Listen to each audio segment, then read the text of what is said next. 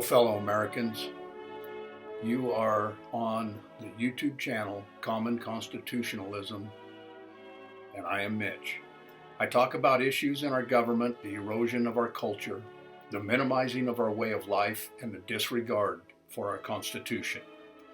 Keep your conservative voices active. Subscribe to this channel and listen as I talk about issues we are facing in our country and government. Visit my website, commonconstitutionalism.com. Enjoy reading my conservative blogs, and if you like them, maybe throw in a donation. While on commonconstitutionalism.com, go ahead and shop at the Sage Novelty Shop, where you will find shirts which feature our very own unique conservative political memes and captions. Display your conservative beliefs with pride. These items send a clear message without saying a word, or if you prefer, you can use them as a conversation starter. Come join my Facebook group, Common Constitutionalism, for discussions of topics, sharing of ideas, and interacting with others just like yourself who are proud to be Americans. Let's have sensible, common sense reactions to the COVID-19 pandemic. The media and political opposition commentary on every channel you listen to all seems to be directed towards a complete containment or eradication of the coronavirus before getting America back to work. I have to say, this is a lofty, if not impossible, approach. Let me say the outbreak of this coronavirus pandemic has turned the entire world upside down, both by death count and lost economy. Today, April 11th, 2020, it appears by the numbers that the world is beginning to gain the upper hand on the pandemic. It is also obvious that everyone in every country must stay vigilant with all efforts in order to beat the virus. I'm not downplaying the considerable physical, emotional, and economic impact COVID-19 has put on the United States and the rest of the world. I have heard the scientific estimates of COVID-19 ranging from 3 to 6 times more contagious than the flu. We are also told without mitigation guidelines, 1.5 million to 2.2 million Americans would die of COVID-19. Officials in the U.S. said if all Americans follow the recommended guidelines set by the CDC and the U.S. Coronavirus Task Force, the United States could see 100,000 to 240,000 Americans die during this pandemic. However, we must keep all things in perspective. Let's be realistic and have honest expectations on what can be accomplished with a brand new virus, a pandemic thrust upon the world without warning and in a very short time frame. The last comparable pandemic was during the Spanish flu of 1918. The U.S. had 2.5 million infections and 700,000 died from the 1918 pandemic. What we need to remember from the 1918 pandemic is clear. Mitigation definitely works. Social distancing, no group events, closing schools, wearing masks during pandemic is necessary.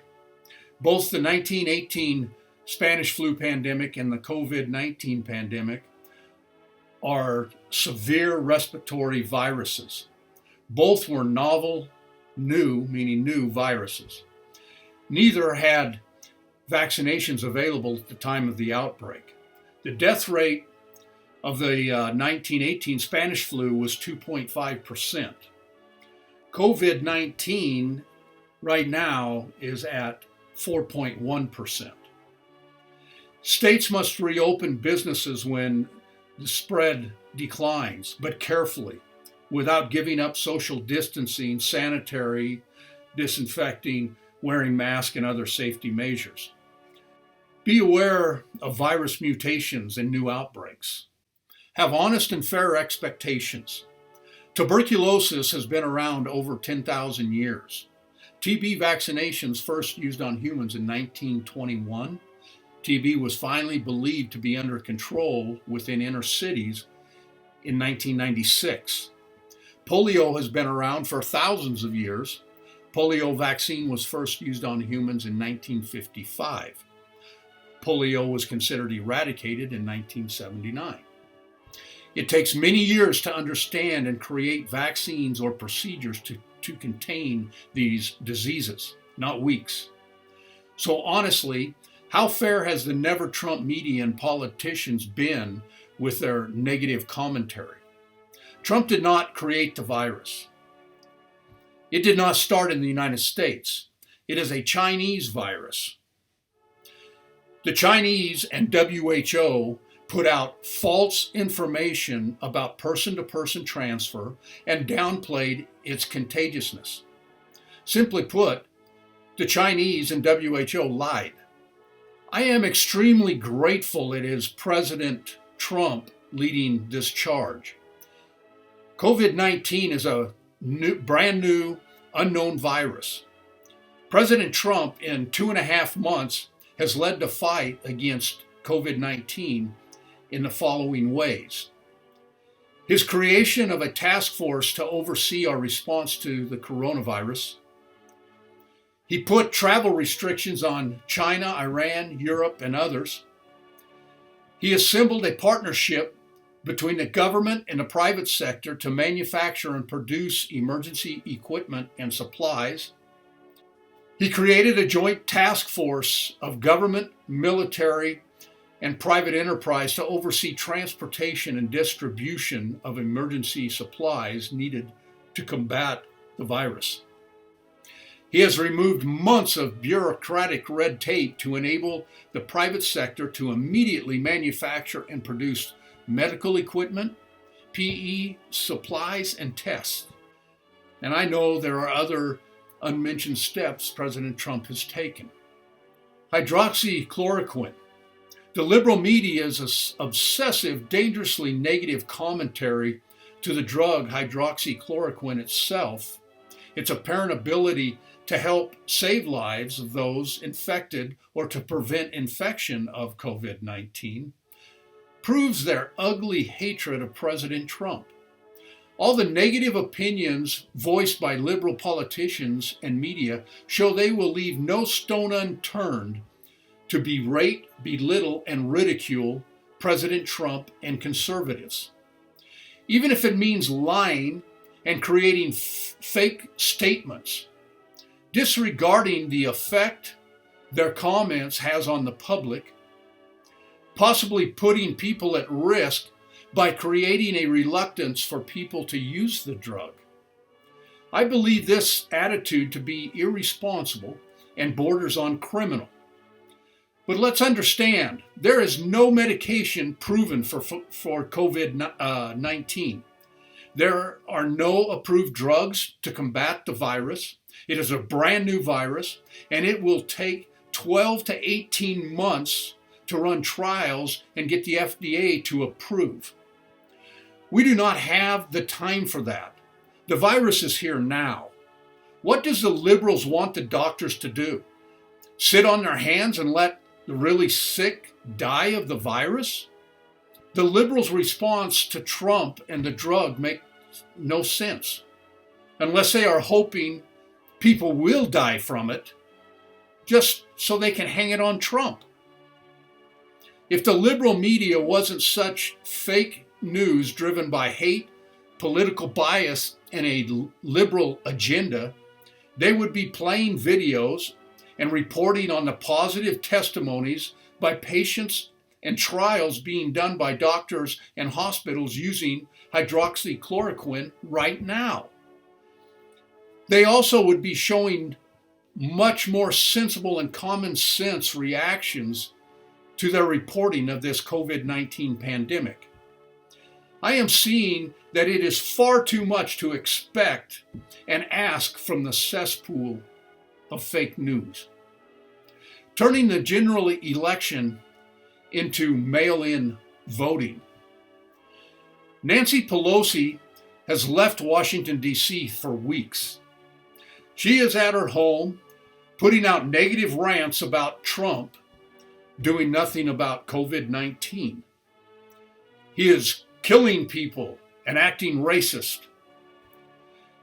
While she is being videoed inside her mansion in front of a refrigerator, showing her stockpile of chocolate candy and gourmet ice cream. Too bad the millions of out-of-work Americans can't afford those luxuries. Instead, they must worry about trying to pay rent and buy food for their families. Instead of Pelosi being in Washington making sure the refunding gets done for small businesses, she is at home eating her gourmet ice cream and is already talking about the House's next stimulus bill she wants to have done by the end of April. This is, by the way, stimulus number 5 she's talking about.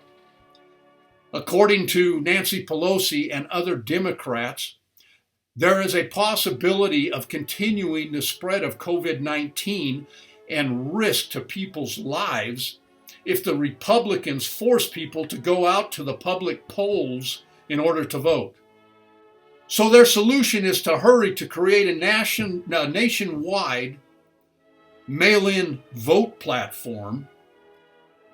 This suggestion rings of fraud to me.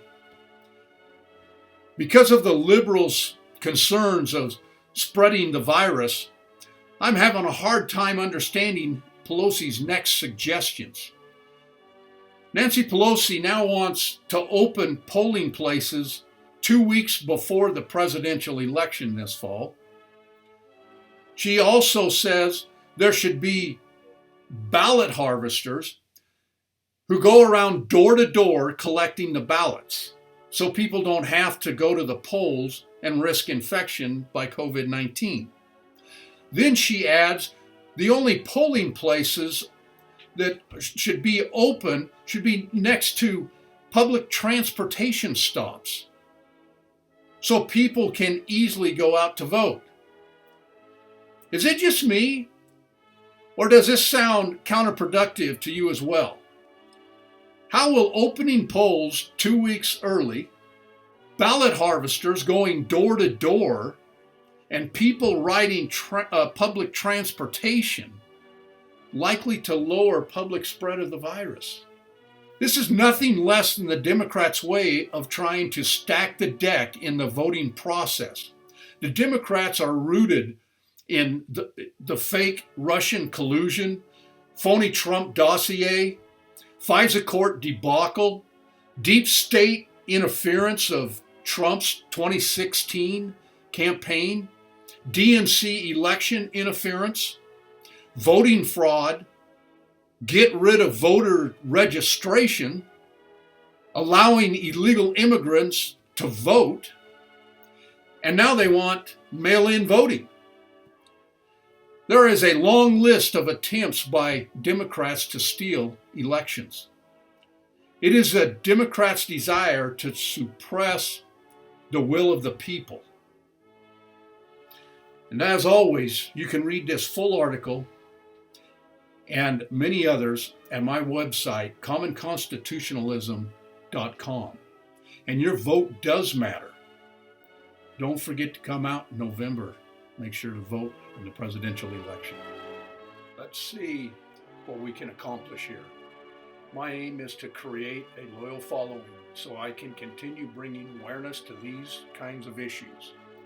We will talk about issues in our government, the erosion of our culture, the minimizing of our way of life, and the disregard for our Constitution. I would appreciate you all exploring, donating, subscribing, joining, and shopping on my sites. You will see them displayed at the beginning and the end of the videos. Until next time, this is Common Constitutionalism, and I am Mitch. Thank you, America.